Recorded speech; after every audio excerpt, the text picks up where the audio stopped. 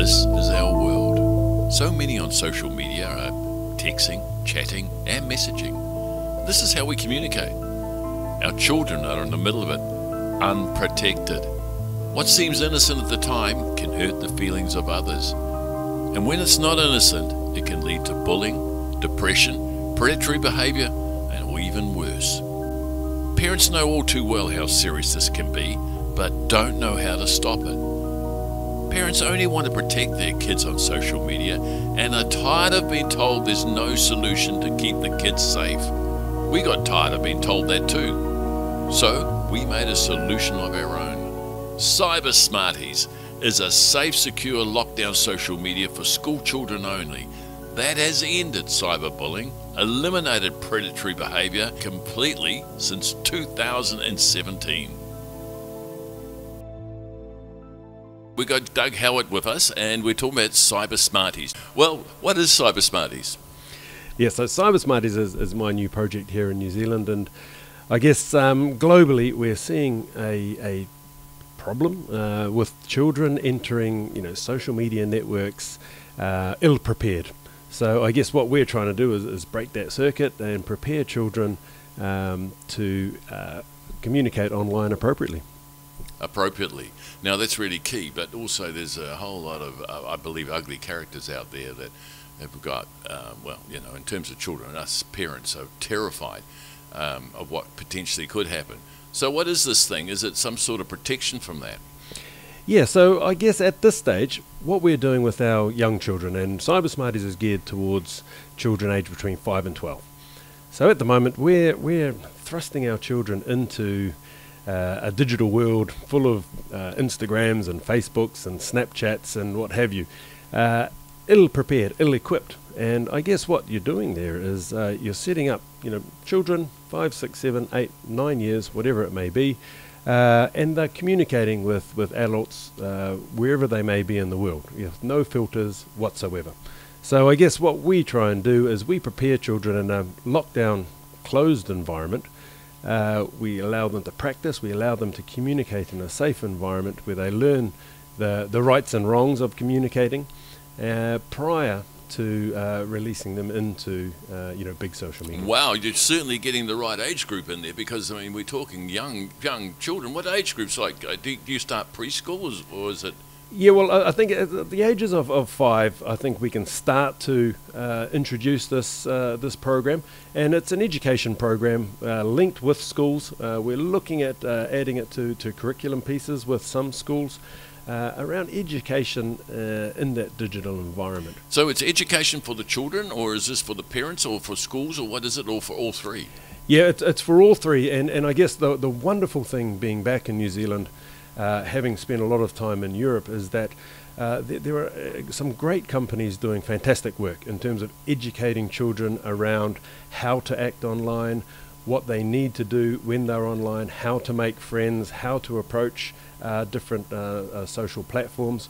I guess CyberSmarties' point of difference is that we give young children a practical, safe playground where they can practice all of these tools that they've been given by all of these wonderful companies.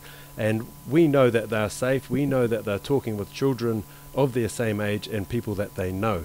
So after a few years in our program, they'll be prepared to go into bigger platforms. A couple of things comes to mind here. It's European. Is it in German or Swiss, or what is it? What sort of language is it? But the other thing is, why would children want to do it? Because there's nothing more boring to them than watching a newsreader. So, what is it? Yeah, so I guess if we start with the first question, this is a global platform. So this is a global problem. Children are being exposed to inappropriate messages, inappropriate pictures. More often than not, there are instances of cyberbullying happening, through online communication, and our children just aren't prepared for this at this stage. When I was growing up, the bullying was something that happened in the backyard or in the schoolyard, which was physical. It was more often than not seen by friends or a teacher and dealt with then and there. But we know that cyberbullying now is more often silent. and it can happen at any time, day or night, through a device of some sort, whether that be a phone, a tablet, or a computer. So all children are accessible at any time, and that's something that we're trying to prepare our children on. And because cyberbullying can have a real effect, and somebody as young as 4 or 5, like you're doing, Doug, well, all I can say is, hey, this sounds like an amazing product. Belonging, it gets the attention of the kids, the teachers, and the parents. I mean, you've got a big job ahead of you, Doug. You've got to reassure us that it's one, it's safe, but two, it's going to attract those kids in there. Yeah, absolutely. You're dead right. And a couple of things that we try and do is, this is growing really rapidly, and the online communication, the social networks in particular, are targeting children younger and younger. So we're finding as we go into schools, a lot of the children are already on that curve, that social network curve, and they're using these platforms, and that's their primary form of communication. Oh, we hear it in the news that some of the images these guys have of like almost babies, and so they're targeting, really, really young children, and they're just despicable people. Look, and I think our point of view at CyberSmarties is that we instill positive behaviours as opposed to change negative behaviours. So, which is why we start at a young age and create a safe, nurturing environment where communication can happen appropriately and positively, and we teach empathy and all these skills that sometimes children lose sight of when they're behind a keyboard. Is that they become a different person. So one of the key lessons that we teach is that you're the same person whether you're speaking face to face or over an electronic device. And look, that message is getting through to our children. And to answer the second part of your program, how we engage children into this platform, we work really closely with schools to ensure, firstly, that the kids are actually kids. So schools can verify a child as a child. So there's no slippage or leakage where adults can masquerade as children coming into this platform. Oh, excellent, because that's what my questioning was going to be later on. And that's a huge problem globally. And they're very smart too. And yes, and they're coming up with more new and innovative ways to capture the attention of our young ones. Yeah. So through schools, we can guarantee that the kids are actually kids and they're talking to like-minded children. Firstly, we can lock it down to class by class as children introduce themselves to this product. We can do it by year group, we can do it by school. So as the communication level grows or the tendency to communicate grows, we can grow with them. That's interesting. So it's a website we're talking about, obviously. It's a cloud-based software where once a child has a username and password, they can access our software. And it grows with the child. So as the child grows, and obviously we know, children from the age of 3, it's 5 minutes and they seem to be 12. So right through those stages, this whole website for those children will actually go with them. Well, it's managed by the school that they're attending. Okay. So the school can manage how broad the chat network is, or how tight it is. At its very early stages, we're introducing children to creating their profile, making a friend request, the difference between a comment on a post or a chat with a friend. So very basic skills which I'm pleased you did that. Those examples are really important. And can be really unforgiving in the big world, keeping in mind, if you're commenting on a post, the whole world sees that. If you're chatting one-to-one, more often than not it's just the one-to-one. But we're finding in our environment, and it's a training program, so we're teaching children that, Well, who would know better, Doug? Because the profile of an All Black like you've got, you're certainly any word you say is going to be headlines tomorrow. That's how you probably have to think of it, and you've been trained with that, I would say. But certainly for children, they need to think almost the same, because if they make a comment online, it could be the headlines in the local paper the next morning. And you're dead right, and that's what we're trying to teach. And the second part of that, I think, is it's quite humbling working with, in particular, young children who more often than not don't care or give two hoots about what you've done prior to speaking to them about CyberSmarties. So I think unforgiving you mean, which is great, and I have small children myself, and I've become James's dad. Not the ex-All Black, not that's that great. or the other. So The attraction for me to this product is, as I've said, I have small children in this space. I've seen firsthand, the challenges that they're facing, the challenges that they're about to walk into, and all I'm trying to do here is prepare them as best that I can for the world that's coming at them. All right, Doug, I mean, it's all very good, you've got a young child of 4 or 5 and say to them, right, here's your website, off you go. It's not going to work because they will go, how do I jump on there, Dad, or what do I do? And why should I watch this? I'm bored. I think I'd rather go and, watch a cartoon. So what hooks them in? All very fair points. And again, children coming into this world, all they want to do is communicate with their friends. So they can do that when they're at school, verbally and face-to-face. CyberSmarties operates from 7 a.m. till 9 p.m, 365 days a year. So 9 p.m, we're sort of, we're winding down. So children are getting messages saying, look, it's a bit like the old Kiwi pulling the plug out of the, and the TV goes off. So we're trying to teach children around appropriate online behavior at the same time. So children want to communicate with each other. More often than not, they're using inappropriate platforms where others can intercept, can join in conversations that are not wanted. So we provide a platform where Johnny can talk to Sam about his rugby game in the weekend.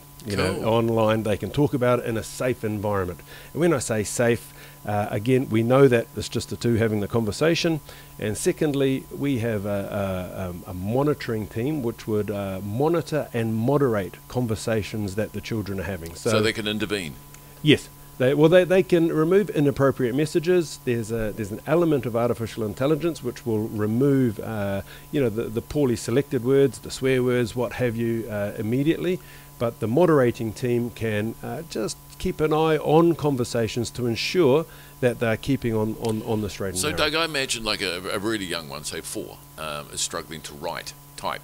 So that probably isn't the way they want to communicate. So they probably would rather see their friend online and talk to them. That would be the preference they would be able to do. Is that facility available? Not on our platform, and that's for a reason, because again, different things can happen when a camera's on. So I guess what we're trying to teach is those very early stages of online communication. And don't get me wrong, the 5-year-olds, it's hi, how are you? Yeah. What colour ribbon you wearing in your hair? Yeah. Have you done your homework? And I think it's wonderful just for them to understand that connection, and then they get a response, yes.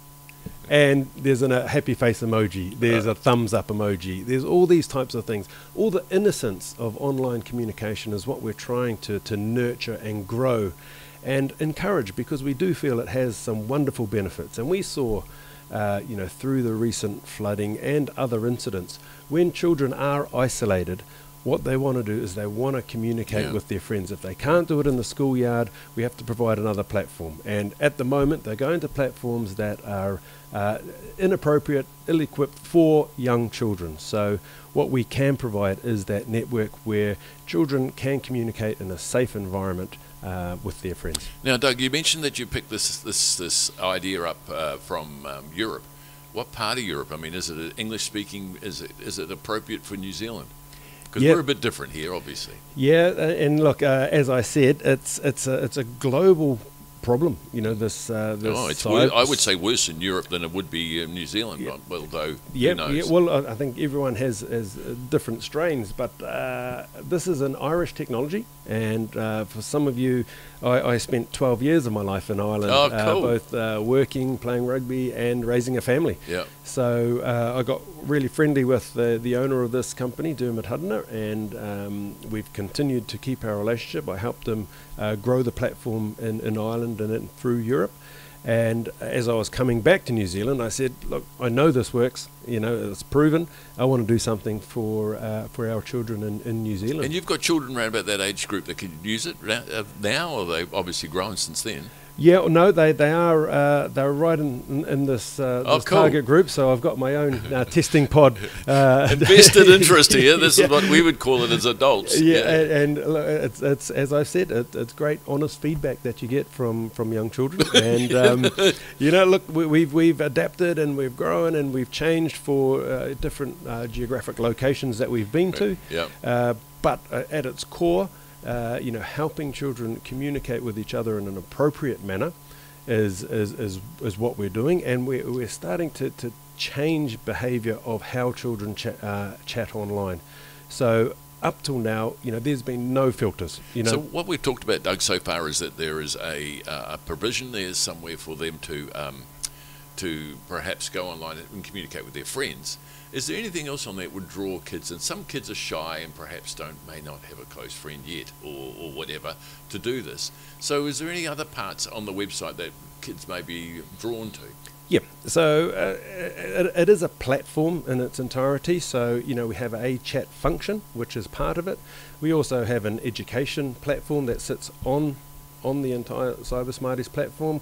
We have, videos, games, age-appropriate content which the children can start to navigate. And I guess what we're trying to do for parents here is let them know if they're giving their device or a computer or a phone to a young one, and they're using the CyberSmarties platform, is that they're being minded, they're being watched, they can communicate, they can do everything that they'd like to, and we're watching them. That would be a comfort, but you've got to earn obviously the respect and also the confidence of the parent to do that, and that's what this video is about, I guess. And to know that you've got an invested interest of your own children right there, so that tells you a lot of things, of course, because parents themselves are pretty up to date on that sort of thing. Yes, you're dead right, and I guess this has been established with a couple of our key sponsors globally.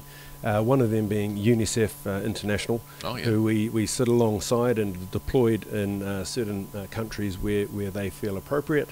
The other is as an Irish business, we actually sit alongside the National Police Force of Ireland, the Angara Síochána, who have endorsed us in its entirety as their fully safe social platform for children. Well, those are some reinforcing good.